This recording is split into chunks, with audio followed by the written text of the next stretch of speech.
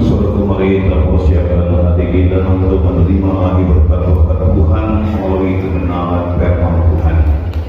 Itu benar firman-Nya, mari kita berdoa terlebih dahulu supaya Tuhan melalui kudusnya yang berbicara bagi kita untuk menyempurnakan setiap firman Tuhan yang kita dengarkan pada hari ini. Untuk itu mari kita berdoa.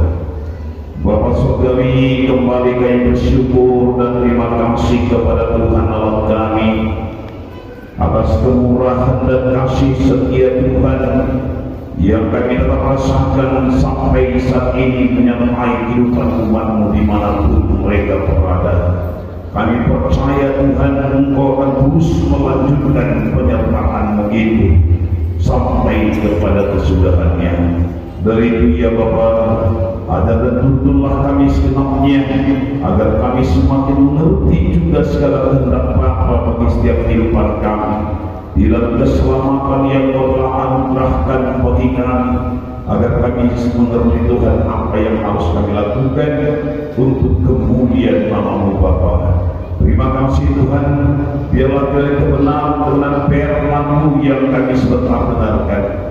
Tuhan yang mengurapi, Tuhan yang memberikan pengertian bagi kami sebenarnya, Tuhan yang mengungkapkan segala rahasia-rahasia firman bagi kami, sehingga dimanapun anak-anak-Mu yang mendengarkan firman ini Bapa, baik kami yang ada tempat ini, baik yang ada di daerah yang lain, baik dalam perantauan di dalam negara yang lain juga, Engkau ada di sana Tuhan untuk menyatakan kuasa-Mu, untuk memberikan pengertian bagi mereka agar dimanapun mereka berada tetap takut akan Engkau dan tetap mengerti untuk kemuliaan dan nama-Mu saja. Terima kasih Tuhan, Engkau yang mengurapi hamba-Mu dan memperlengkapi hamba-Mu untuk terus mengaikan kehidupan hamba-Mu pada hari juga.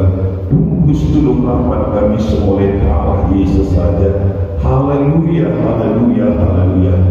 Amin. Puji Tuhan, saudara yang kasih dalam nama Yesus Kristus. Kita bersyukur saudara atas segala kebaikan dan kasih Tuhan yang Tuhan telah menyatakan lagi buat sidangnya melalui kehidupan saudara-saudara. Saya percaya hari ini kesaksian begitu banyak yang dapat terus menambahkan iman kita, pengharapan kita kepada Tuhan Allah kita. Untuk itu saudaraku, mari agar segenapnya kita semakin mengerti dalam keselamatan yang Tuhan telah anugerahkan buat kehidupan kita. Berkali-kali sudah saya ingatkan kepada sidang kepada kita segenapnya bahwa Tuhan menyelamatkan saudara bukan hanya sekedar saudara saya menjadi orang percaya. Dia menyelamatkan saudara saya bukan hanya supaya kita punya satu pengharapan kalau kita masuk surga, tetapi ketika kita masih ada bersama dunia ini, Tuhan punya maksud rencana bagi setiap kehidupan kita. Salah satu maksud Tuhan itu supaya saudaraku kita semua dapat mengambil bagian tanggung jawab atas misi Tuhan terhadap dunia ini. Ini yang dikehendaki Tuhan, agar kita mengambil bagian tanggung jawab kita atas misi Tuhan kepada dunia ini dengan memberikan tanggung jawab, panggilan dan pilihan. Sekali lagi saya katakan, kita semua yang sebagai umat Tuhan pasti punya karunia, talenta. Mungkin ada yang punya satu karunia atau mungkin ada yang lebih. Tapi sebesar apapun talenta yang diberikan Tuhan kepada saudara saya, Tuhan mau supaya saudaraku segenapnya itu dapat berbuah, menghasilkan buah, menghasilkan hasil yang berlipat ganda di hadapan Tuhan. Karena kita tahu saudara kapan kita mengiyakan melakukan apa itu yang dikehendaki Tuhan. Sebagaimana Yesus sendiri pernah mengaku kepada murid-muridnya di tepi sumur jatuh, apa dia katakan? Makananku ialah melakukan kehendak Bapa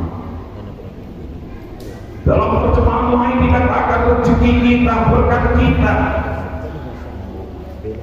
Itu datangnya kapan kita mau melakukan apa yang diamanatkan Tuhan kepada kita. Kapan kita mengiyakan apa itu yang disuruh Tuhan kepada kita. Itulah bagian kehidupan kita, saudara. Itulah berkat saudara. Sehingga kita diselamatkan tadi bukan hanya sekedar selamat sebagai orang percaya, tapi kita dapat menikmati rencana-rencana Tuhan itu dalam kehidupan kita, bagian daripada berkat-berkat yang itu buat diri kita. Hari ini mari kita baca kembali, saya ulangkan ayat yang sudah kita baca pada hari Kamis yang lalu. Ayat terakhir yaitu Keluaran pasal 4 ayat 12. Sebagaimana biasa saudaraku, mari kita baca bersama-sama. Ayat yang pertama adalah saya sendiri yang berkata, membacanya, tapi 13 saudara demikian selanjutnya. Saya mulai dari ayat yang ke-12.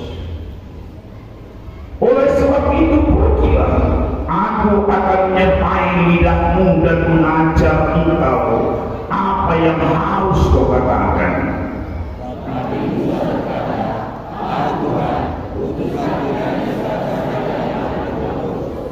Maka bangkitlah bukan Tuhan terhadap Musa dan dia berfirman, bukankah di situ Harun orang Lewi itu kakakmu?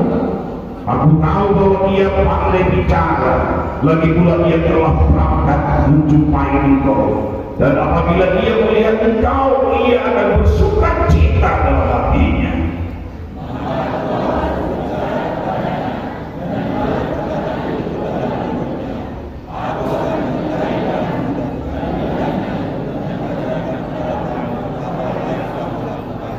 Ia harus berbicara bagimu kepada bangsa ini. Dengan demikian ia akan menjadi penyambung lidahmu, dan engkau akan menjadi seperti Allah baginya.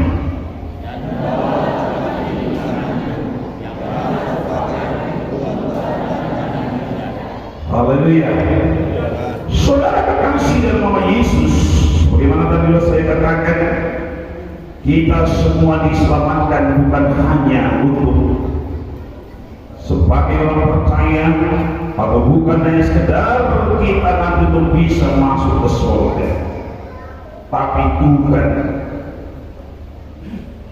mau memanggil kita setiap umatnya untuk mengambil bagian dalam pekerjaannya atau misinya.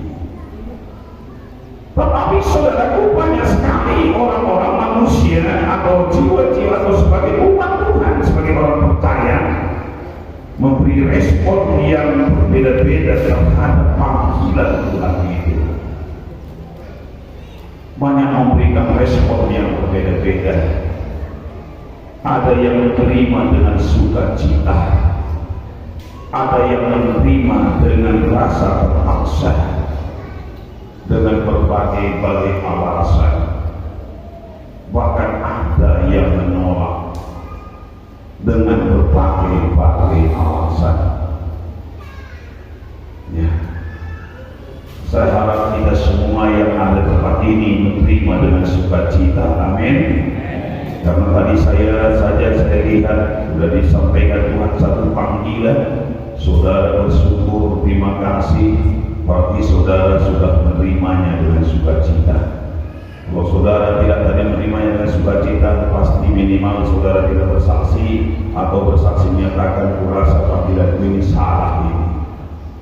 Akan bisa juga seperti itu. Tapi saya lihat saudara sangat-sangat bersuka-cita sekali. Sekalipun apa yang diberikan Tuhan itu satu rasa tanggung jawab.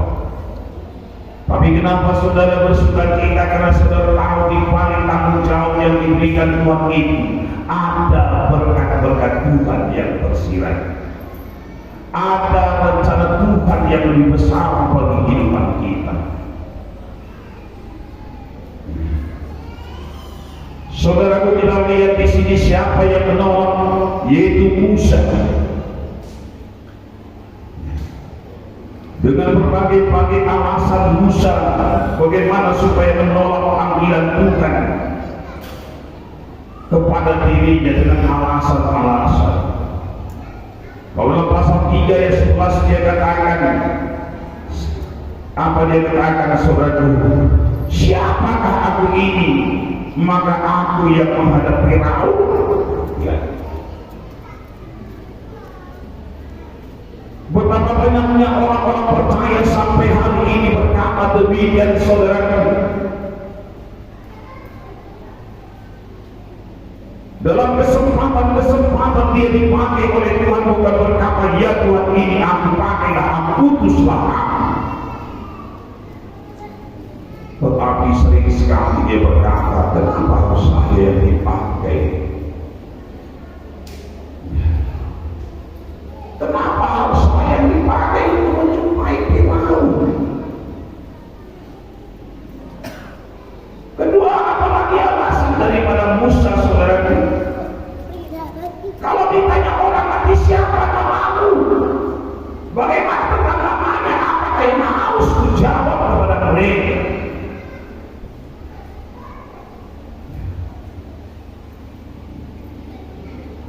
Mungkin Musa dia kira bahwa umat Israel yang ada di Mesir ini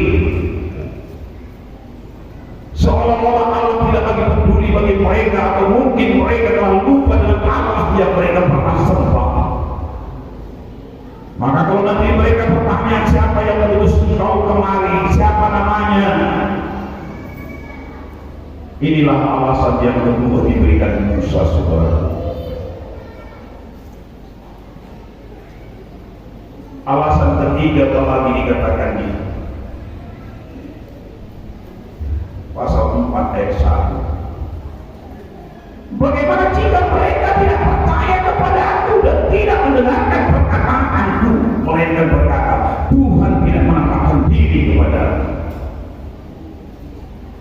Bagaimana kalau orang itu menyaksikan diriku bahwa aku sendiri tidak berjumpa dengan engkau, bahwa engkau tidak menyuruh aku? Bagaimana kalau mereka tidak percaya? Ini sampai hari ini banyak sekali penyaksi berkata demikian. Bagaimana nanti mereka percaya dengan kita kalau kita yang menjumpai dia? Bagaimana nanti dia percaya dengan diri saya kalau kehidupan kita seperti ini?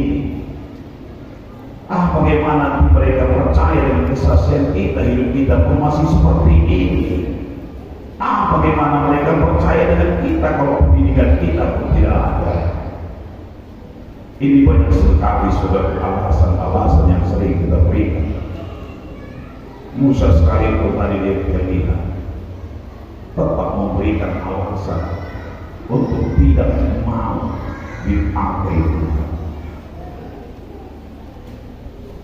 Keempat yaitu dalam pasal 4 ayat 10. Apa katanya?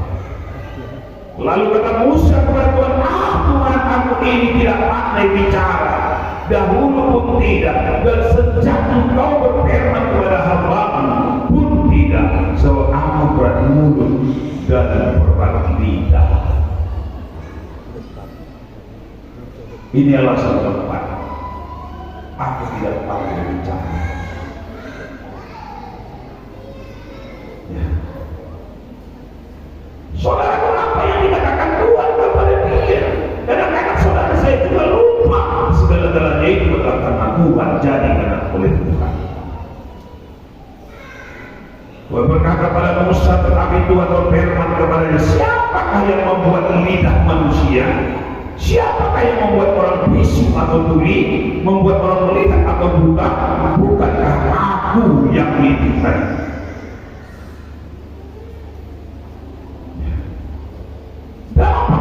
Tuhan itu saudara bukan karena kegagalan kita, bukan karena kebolehan kita, tapi semua jadi adalah karena Roh Kudus. Zakaria 4 ayat 6, bukan karena keperkasaan dan bukan karena kekuatan, melainkan oleh Roh Tuhan semua jadi. dipanggil Tuhan, kita dipanggil Tuhan bukan karena keperkasaan kita, bukan karena kesempurnaan kita, bukan karena saudara saya tidak punya kekurangan lain karena tidak sempurna di depan Tuhan, tidak. Justru dalam kekurangan saudara, Tuhan ingin pakai hidup kita. Amin, saudara. Karena Tuhan ingin menyatakan kasih dan kuasanya pada dunia sekitar saudara. Bagaimana kuasa Allah yang menolong kita, yang menyelamatkan kita itu? Maka Rasul Paulus pun pernah berkata demikian, saudara. Kita lihat sebentar dalam buku 1 Korintus pasal 1 dikatakan mulai ayat 25, supaya bodoh dari Allah lebih besar. Sebab dia bodoh dari Allah lebih besar imannya daripada manusia dan yang lebih lemah dari Allah lebih kuat daripada manusia. Ingat saja saudara-saudaraku bagaimana keadaan kamu ketika kamu dipanggil menurut ukuran manusia. Tidak banyak orang yang bijak, tidak banyak orang yang berpengaruh, tidak banyak orang yang berpandang. Jadi bukan karena pengaruh saudara-saudara dipakai Tuhan,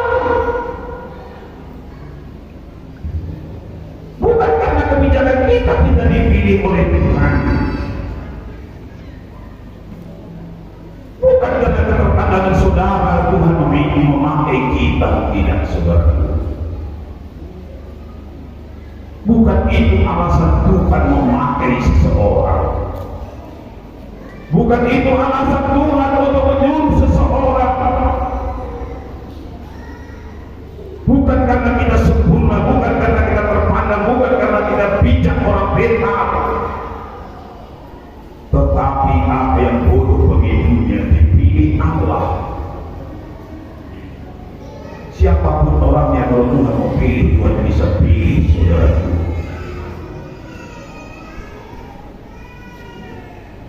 Siapapun di antara saudara saya tidak senangnya tidak bisa dipilih oleh Tuhan.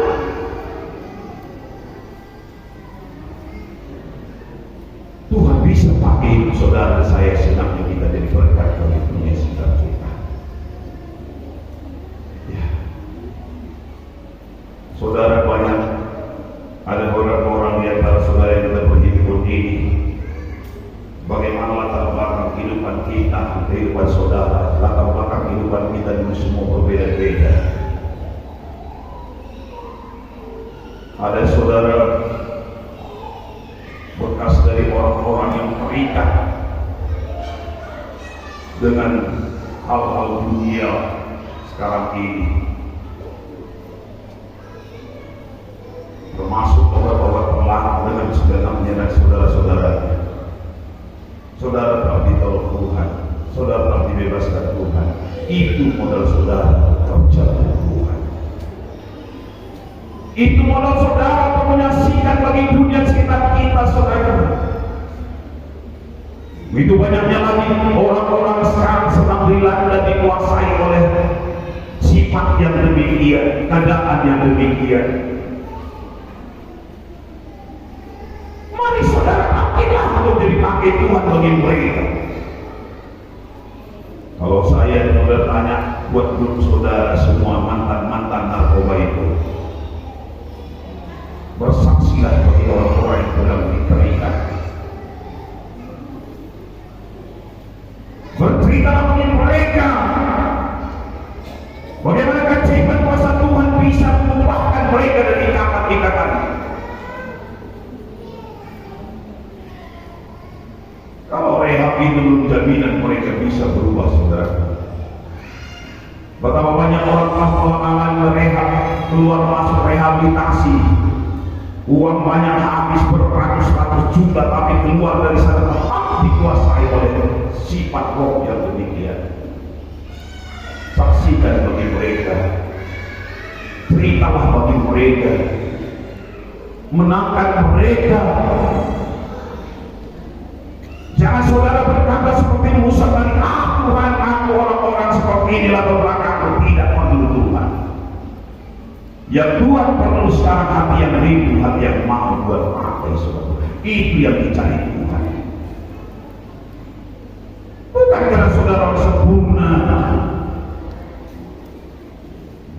justru kesaksian saudara itu menjadi satu saksi hidup kepada mereka. Coba saudara lihat sekarang apa yang paling bertumbuh di negara kita ini. Di luar rumah sakit apa yang bertumbuh? Panti rehab. Hampir setiap jalan besar ada panti rehab. Di kampung-kampung sana ada panti rehab. Di kota-kota besar ada panti rehab. Tidak jaminan mereka semua itu keluar dengan sehat walafiat, saudara. Tapi kalau saudara rindu saudara yang telah ditolong oleh Tuhan, pakailah aku Tuhan menjadi saksi bagi mereka.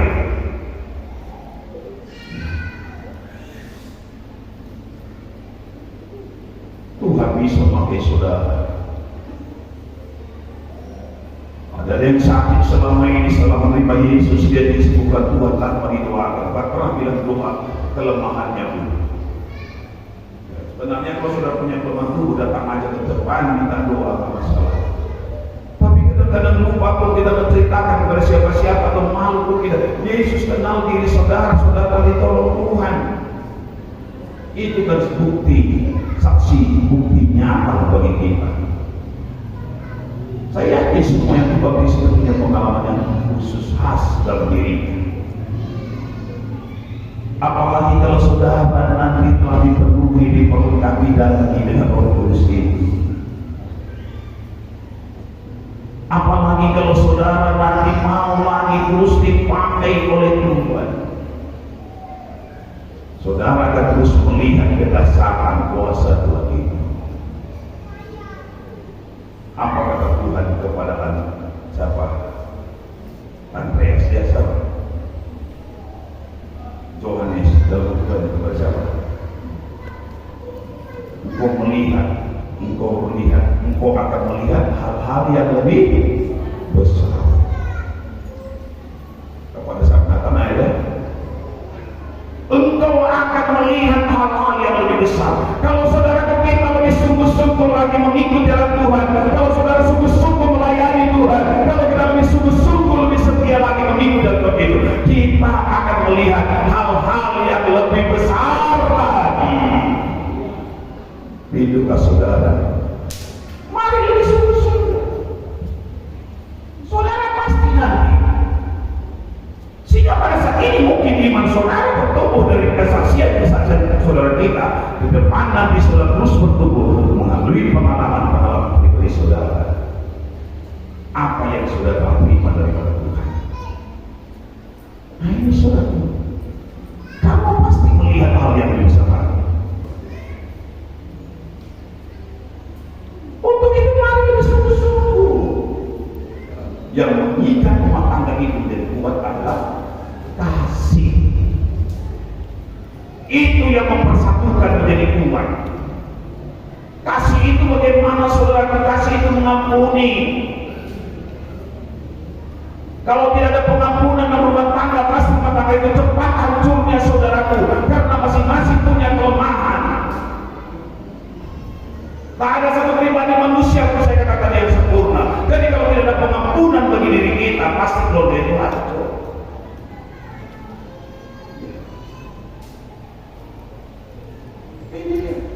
Kasih itu bagaimana?